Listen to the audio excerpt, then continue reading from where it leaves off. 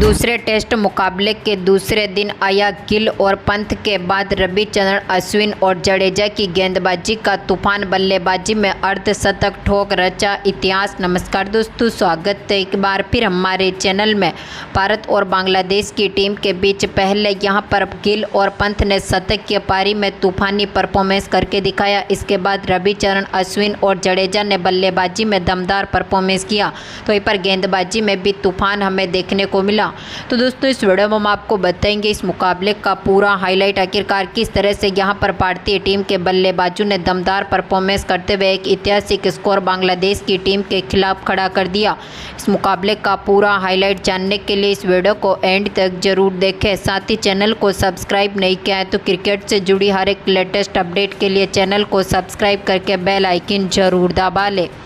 अगर आप भी टीम इंडिया के ऐतिहासिक परफॉर्मेंस को देखकर खुश हैं तो इस वीडियो को एक लाइक जरूर करें। तो दोस्तों, हम बात करें इस मुकाबले की शुरुआत से, तो आज के मुकाबले में एक बार फिर भारतीय टीम ने मजबूत शुरुआत करी। 326 रनों से खेलना शुरू किया। आज का पहला ओवर डालने आए मेहदी हसन की पहली गेंद पर ही गिल ने चौके के साथ अपना खाता खोला।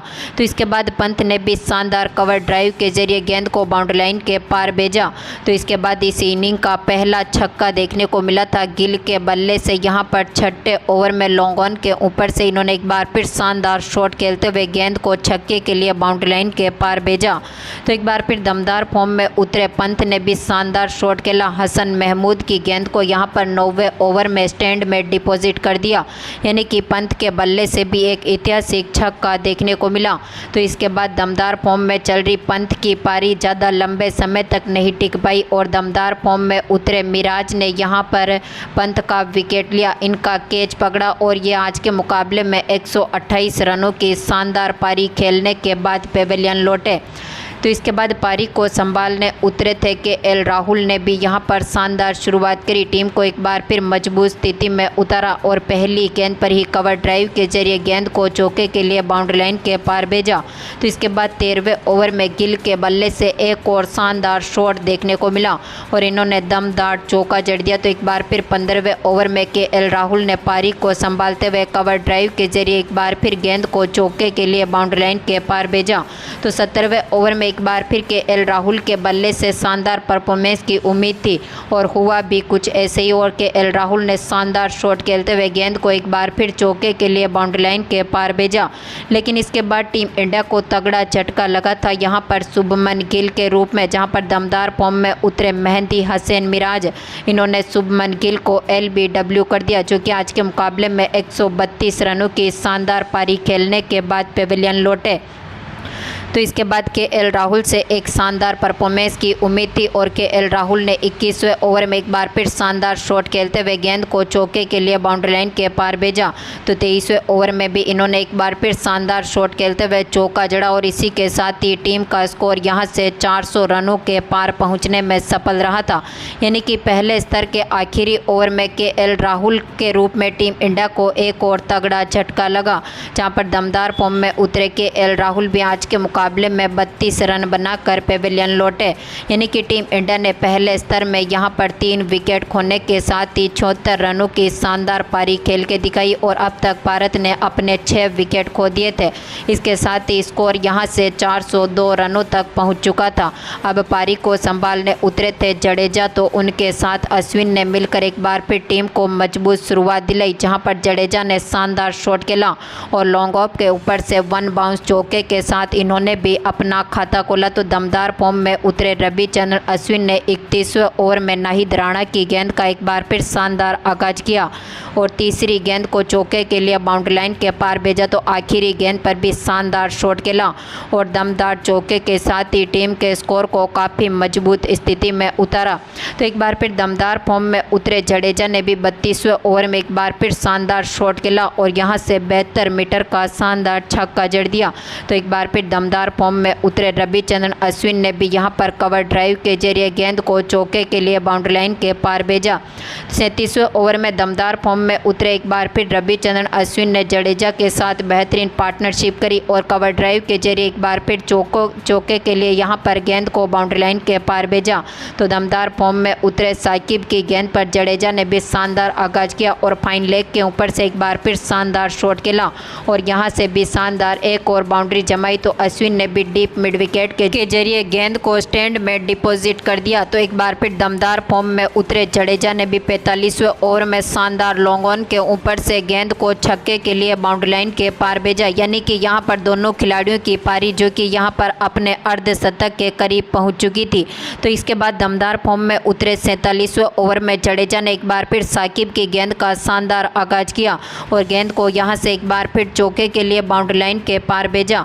तो दमदार फॉर्म में उतरे यहां पर जडेजा ने दमदार परफॉर्मेंस किया। तो इसके साथ ही रविचंद्रन अश्विन ने 48वें ओवर में अपने सिंगल एक रन के साथ ही यहां से अपना अर्धशतक भी पूरा कर लिया।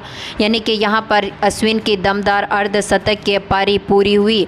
तो इसके बाद दमदार फॉर्म में उतरे जडेजा ने भी 50वें ओवर में हसन महमूद की गेंद पर शानदार शॉट खेला और गेंद को यहां पर बाउंड्री के पार भेजा, लेकिन चौका लगाने में सफल नहीं रहे। लेकिन अपने 3 रनों के साथ ही इन्होंने भी यहां पर अपना अर्धशतक पूरा किया और इसी के साथ ही दोनों खिलाड़ियों के बीच यहां पर शतक की साझेदारी भी पूरी हुई। यानी कि यहां पर दोनों खिलाड़ियों के शतक के साथ ही टीम इंडिया ने काफ़ी दमदार परफॉर्मेंस किया और आज के आखिरी ओवर में अश्विन ने एक बार फिर गेंद को स्टैंड में डिपॉजिट किया। तो आखिरी गेंद पर अश्विन के बल्ले से एक और चौका देखने को मिला, जिसकी बदौलत दूसरे स्तर की समाप्ति तक भारतीय टीम ने अपनी पारी घोषित करी और यहां से टीम इंडिया का स्कोर जो कि 516 रनों तक पहुंचने में सफल रहा था। यानी कि आज के मुकाबले में टीम इंडिया ने यहां से बांग्लादेश की टीम के खिलाफ 517 रनों का टारगेट रख दिया। तो इसके बाद एक बार फिर बांग्लादेश की टीम की बात करें तो बांग्लादेश की टीम की तरफ से पारी की शुरुआत करने उतरे थे सादमान इस्लाम, तो उनके साथ थे जाकिर हसन, जहां पर दोनों खिलाड़ियों से एक बार फिर बेहतरीन परफॉर्मेंस की उम्मीद थी क्योंकि भारत ने एक विशाल स्कोर खड़ा किया। तो जिसकी बदौलत यहां पर दोनों खिलाड़ियों को बेहतरीन परफॉर्मेंस करना था।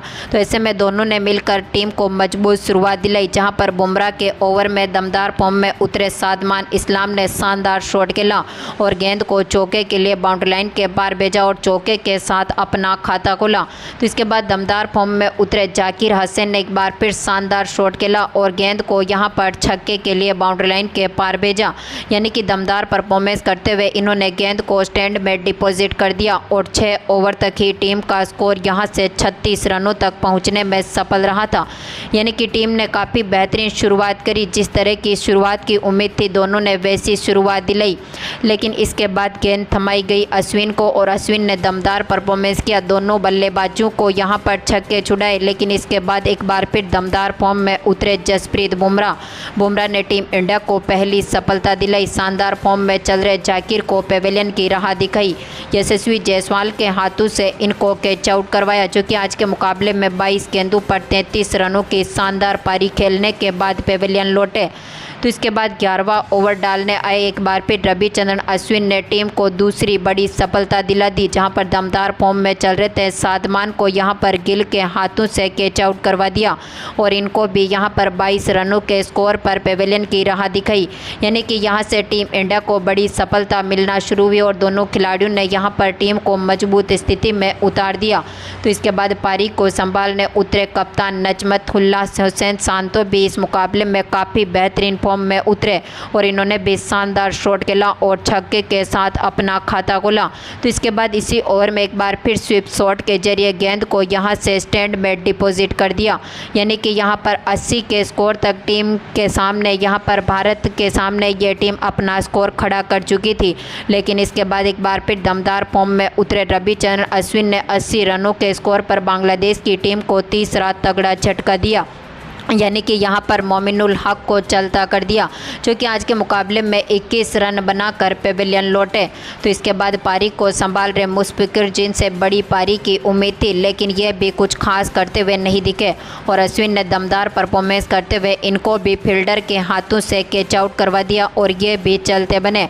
आखिरी में रविचंद्रन अश्विन ने दमदार फॉर्म में चल रहे थे शांतों को भी यशस्वी जायसवाल के हाथों से कैच आउट करवाया और आज के मुकाबले में टीम ने अपने एक के बाद एक विकेट गंवाए और टीम की पारी पूरी तरह से बिखरती गई और इस तरह से टीम इंडिया ने इस स्तर को भी पूरी तरह से अपने नाम पर करते हुए एक ऐतिहासिक पारी खेली और पहले गेंदबाजी में दमदार परफॉर्मेंस करके दिखाया।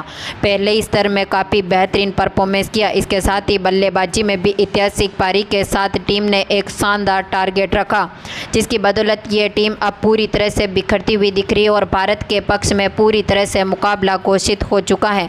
तो दोस्तों, आपको क्या लगता है टीम इंडिया यहाँ से कितने बड़े स्कोर से इस मुकाबले को जीतेगी? अपनी कीमती राय कमेंट बॉक्स में ज़रूर दें और इस वीडियो को ज़्यादा से ज़्यादा लाइक और शेयर ज़रूर करें। धन्यवाद दोस्तों।